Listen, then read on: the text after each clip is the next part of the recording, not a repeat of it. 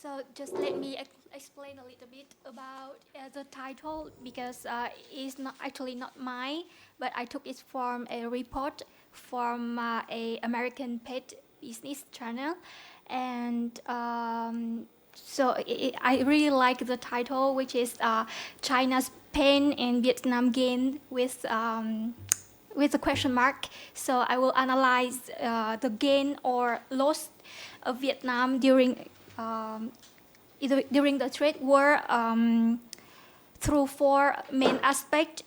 The first one is the trade exposure, and then I will analyze the impact of the trade war on Vietnam economy from the point of view of manufacturing as percentage of GDP and global value chain participation rate.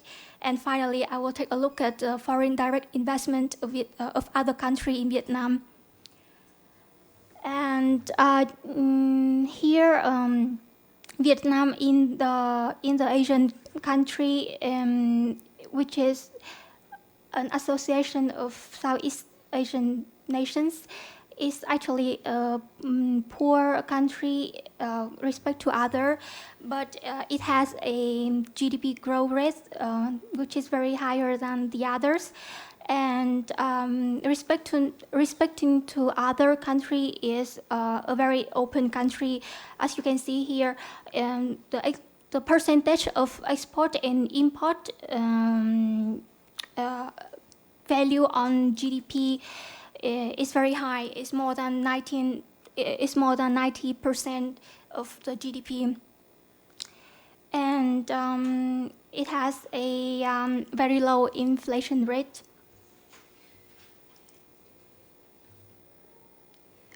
So just to have a look at an overview of Vietnam import and export. Before 2012, Vietnam had the trade deficit until 2012, and after 2012, it has become a export-oriented country, and with very high percentage of import and export on GDP. And just to understand very quickly, which are the goods that Vietnam export and import from other country, we can see here that the most export goods from Vietnam to other country is telephones and their components. Also, textiles is a very strong good from Vietnam export of view. And regarding to the import, Vietnam imports the major part from other countries, the intermediate goods which are then used as input to its manufacture. And so how is the impact of the trade war on the Vietnam trade? Here, yeah. Here you can see. So in general, the economies that are most exposed to the trade tensions are the countries that has stronger relations with China and US. And here, Vietnam is in the third position, respecting to other South Asian country regarding to the trade exposure to China.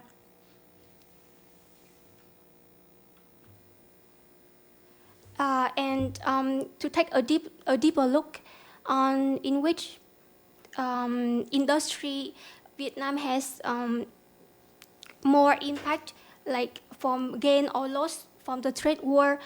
So here I have analyzed the four main industry in Vietnam, and textile and consumer goods industry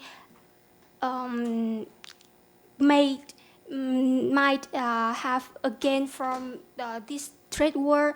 Meanwhile, the machine part and components, and also steel may lose from the trade war because as geographic position, Vietnam is very close to China. So the textile industry might gain from this trade tension, but still is an industry which is influenced very heavily from the tariff applied from the Trump administration, and as one of the top 10 exporters of steel in the U.S., Vietnam suffer a lot from the tariff from the U.S.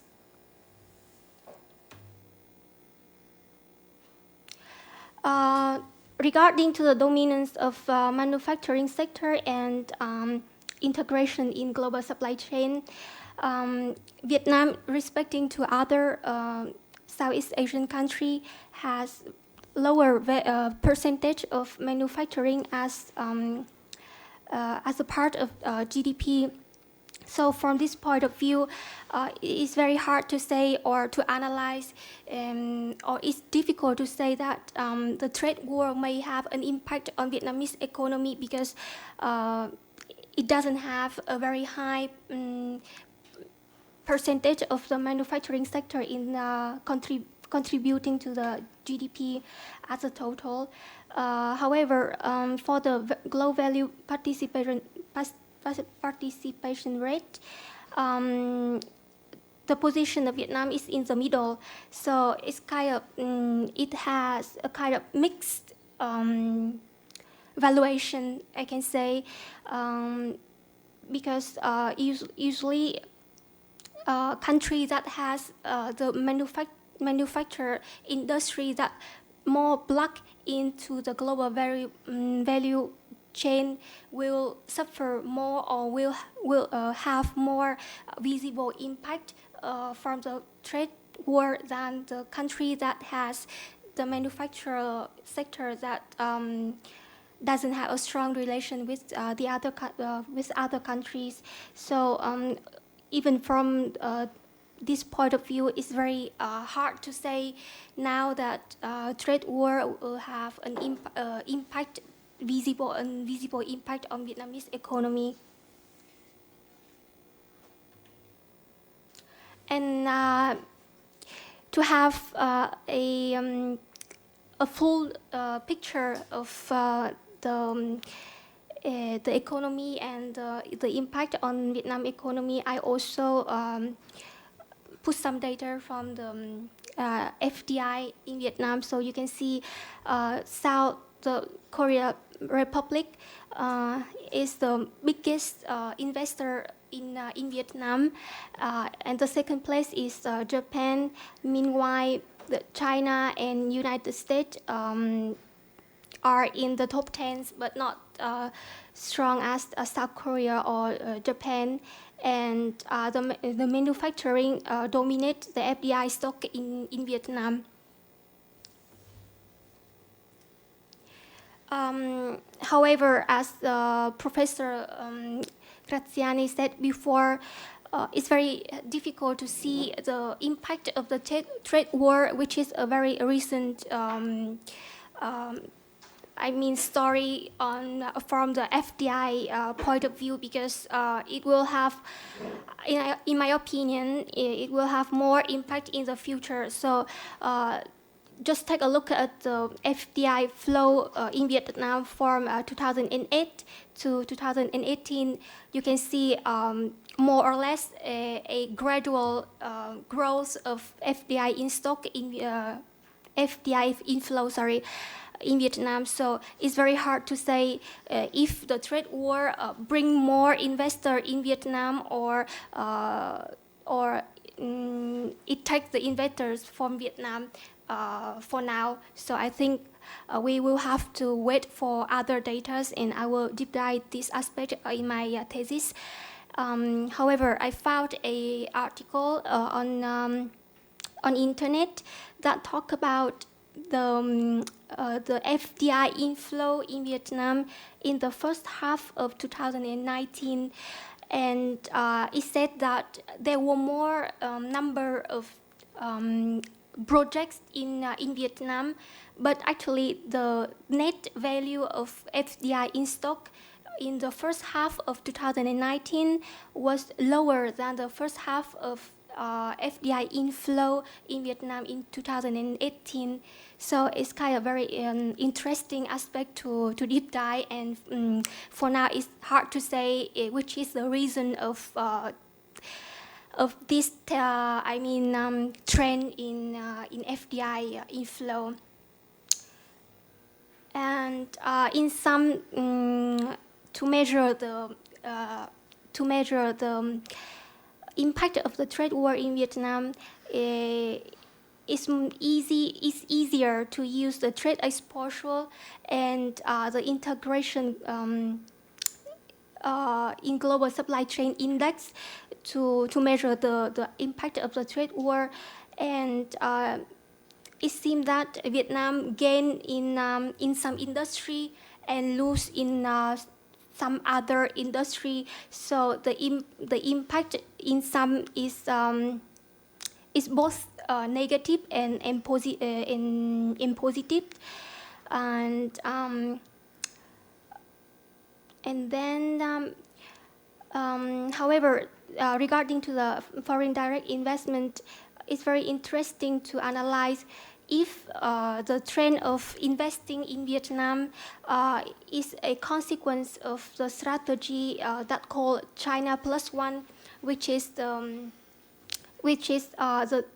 trend of the company to move lower goods.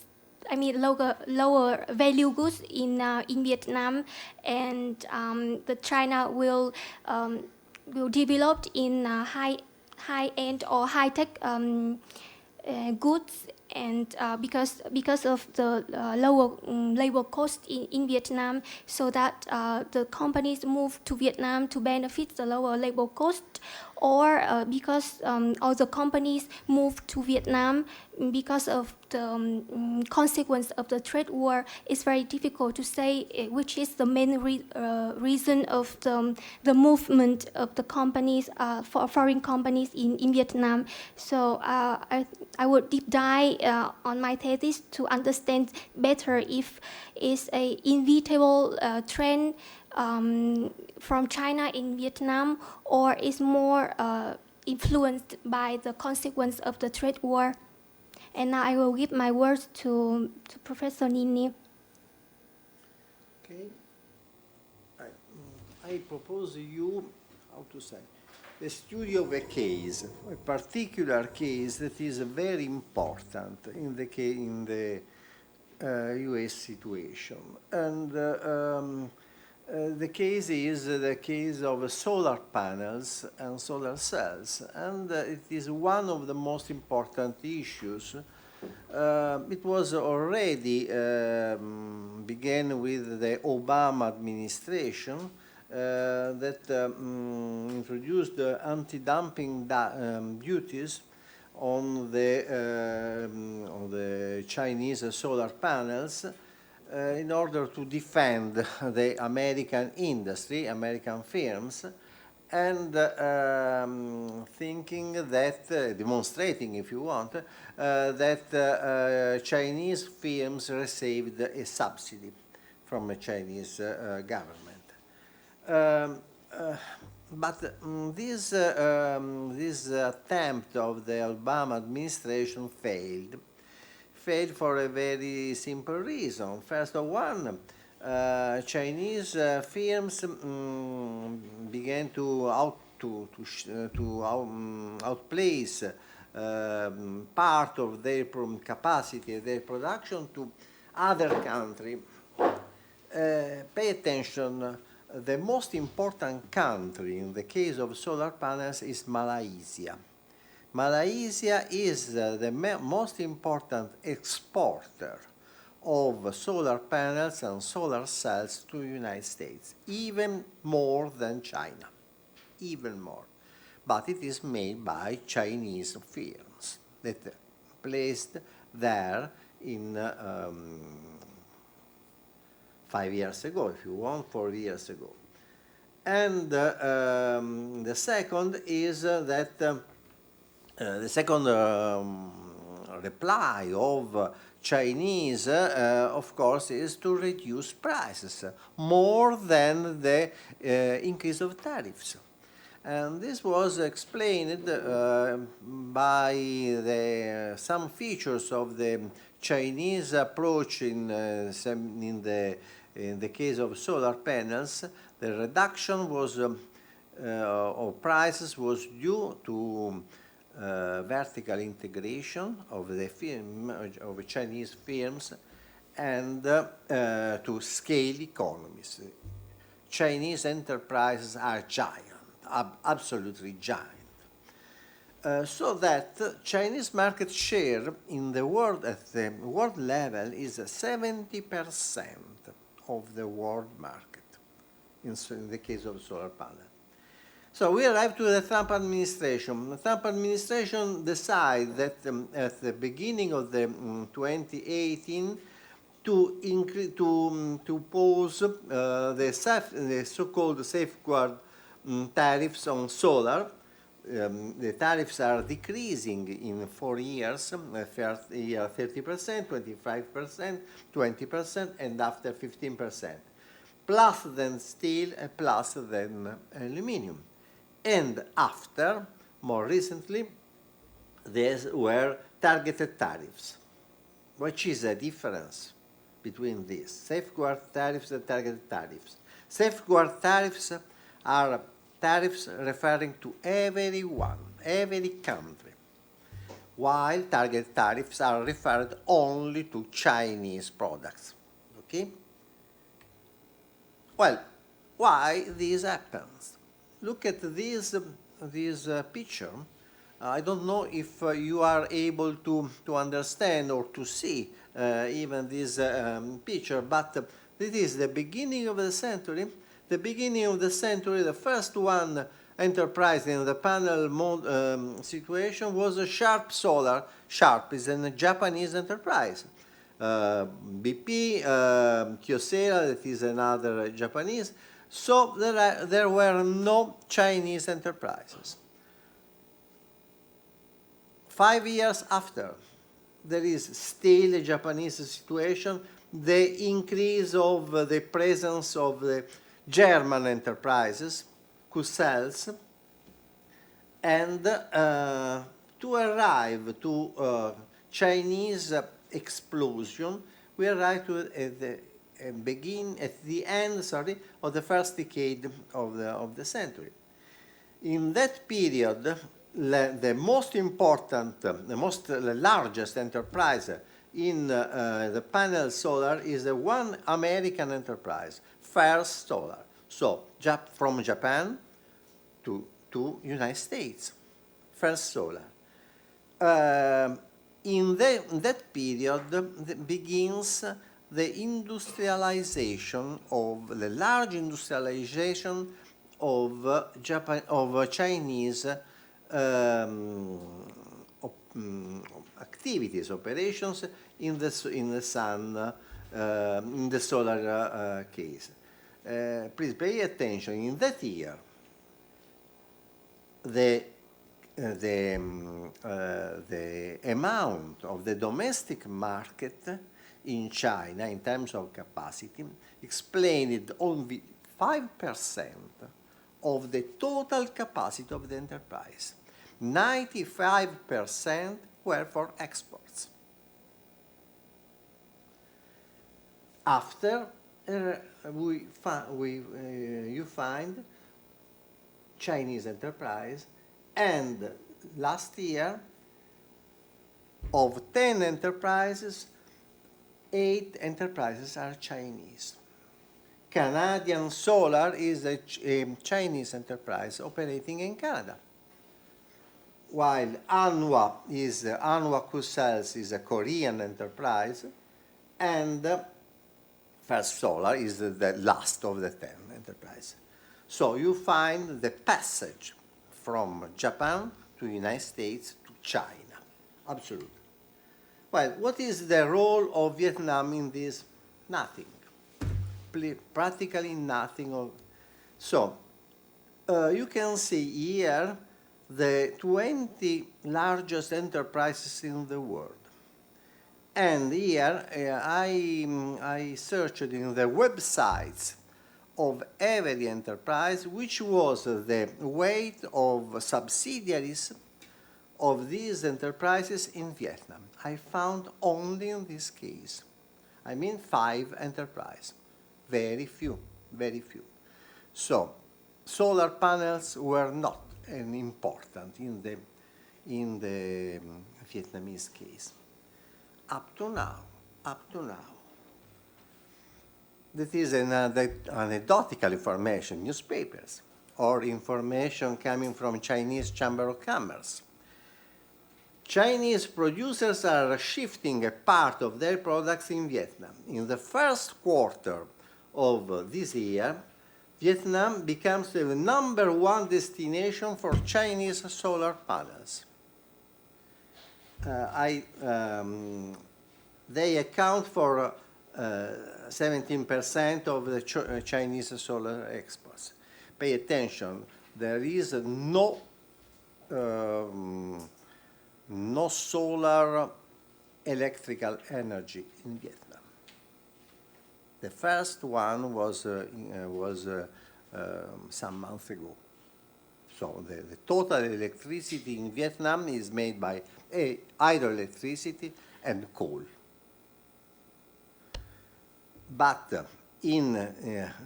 as a reply to the trade war, the Chinese depriced in this month, only in this month, a large part.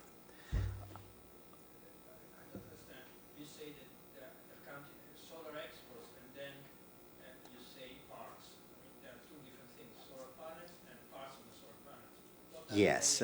Solar, I am referring to solar panels now. I am referring to solar panels, but they are assembled in Vietnam. Yes, of course, because they are. Yes. And they account for the growth rate of the exports from China to Vietnam of solar panels is 24,000%. So, absolutely impressive figure. So Vietnam becomes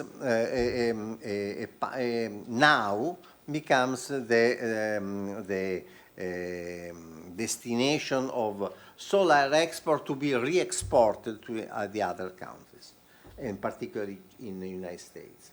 Of course, you can find some effects on the US market and on the Chinese market. Very simple, in a very simple case, which are the results. On the US markets, it is the effects are mixed, if you want. 5 minutes. It's a very large amount of time. Don't worry. Okay. And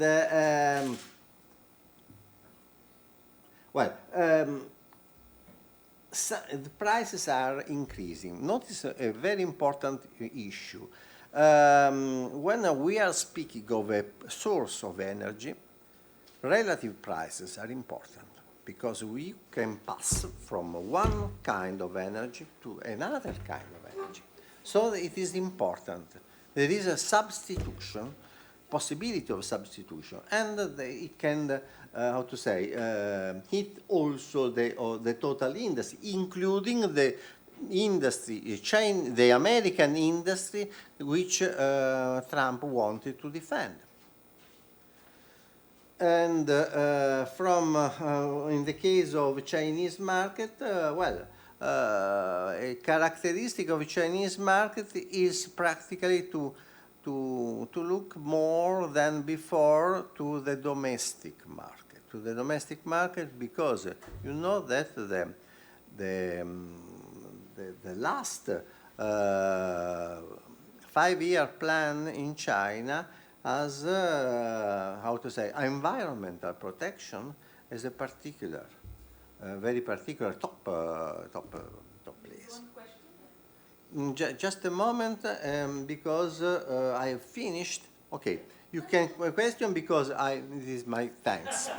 So you can have the questions.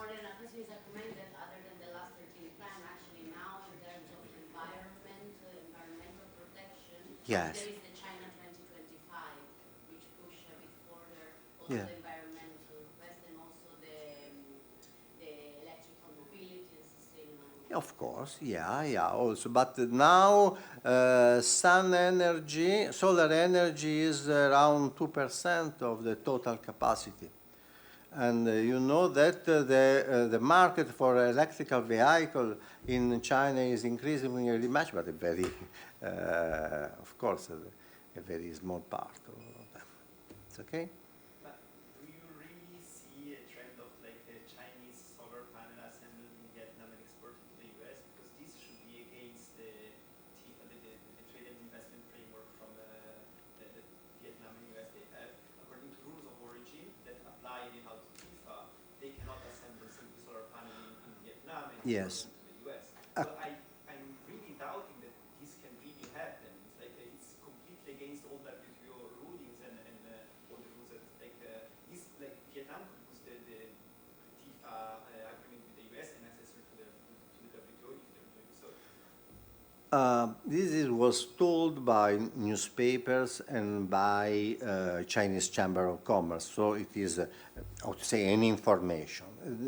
In this information, the message was that this was a measure to bypass the country of origin rule. I don't know if it is right or not. It is right or not because what I wanted to tell you is that this trade war meant in the particular case of solar panels a very drastic change, So a lot of Chinese are trying to bypassing rules of origin rights. Yeah, but if they do only the assembly in Vietnam, the value added that in Vietnam is not enough to bypass the rules of origin. So it's like if all the components are coming from China and all the value added is Chinese, if you just do the assembly, like the iPhone, it's like it's not a product of China. The value added produced in China is zero. They Yeah. import the camera from Germany, the battery from another country, the screen from other. Like this is not a product of China. It's just assembled in China, and that's why they can export it right now because it's not a product of China. The same thing is for the solar panel. If actually they are all big components built in China and then they are shipped in Vietnam and then assembled in Vietnam, this product is 100% Chinese. It's like the value added produced in Vietnam is just the assembly is going to be like a few dollars out of $1,000 of the value. I don't think that is a very scarce amount, but in the general terms, I agree with you, but because I don't know what is the different information from this. It told that it is an attempt of the Chinese enterprise to bypass, but I don't know how. Can you imagine what I said before? There are two ways of removing this to sell the whole product. Send it, but then rename it, relabel it, and that's I guess. And the other one is to knock it down. Even that. Okay, no, knock it down. Then you knock it down, you sell parts of the solar panels, seeds,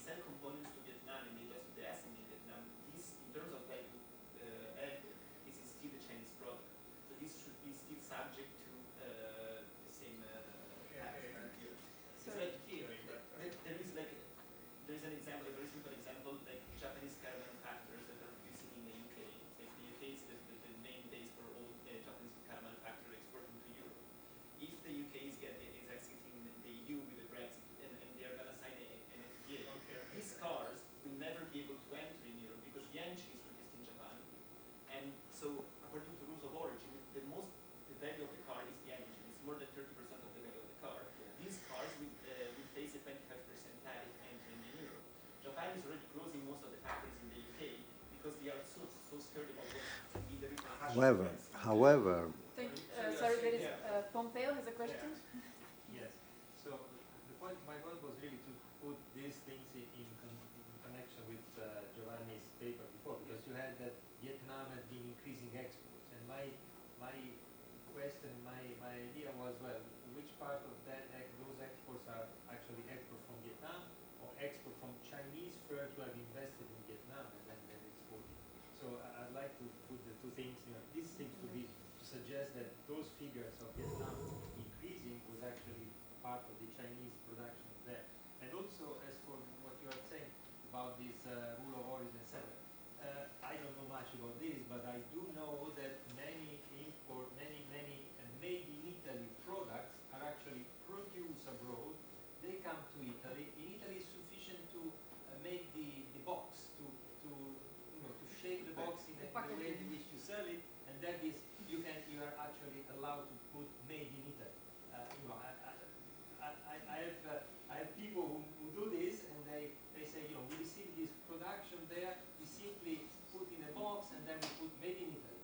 And that's where the production is done. If it's done in Europe, this is disregarded because tariffs are applied outside the EU border. So it's you can call it as a product. Yeah, but we can also discuss it later for like during lunch. Yes, please. Just a very brief question from Giovanni Balsè. No, Then we have to shift to the next one. Clarify that point, because as far as I know, implementing the local content as a rule of origin on the ground is very complicated. It is not so simple, and it's especially relevant in case of regional integration. NAFTA, for example. Yeah, but they have it. Yeah. So I wonder whether you refer to simply U.S. regulation or to European or North American. I know that the implementation is extremely complex, but that the principle is important. Can we sum it up in this way? It depends on where you are going to export it. Yes, sure. It's a good summary. I think we have to go to the next presenter. Yes. Thank you very much.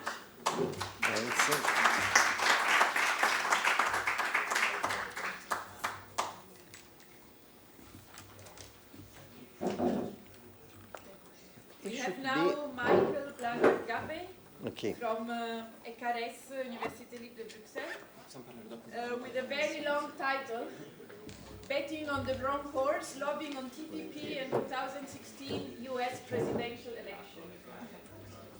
It's the most difficult title of the whole workshop. I'm sorry for that. Also, the most difficult name. To insert in the program. And the most difficult name, probably as well. No, the name is never a problem. It's never a problem.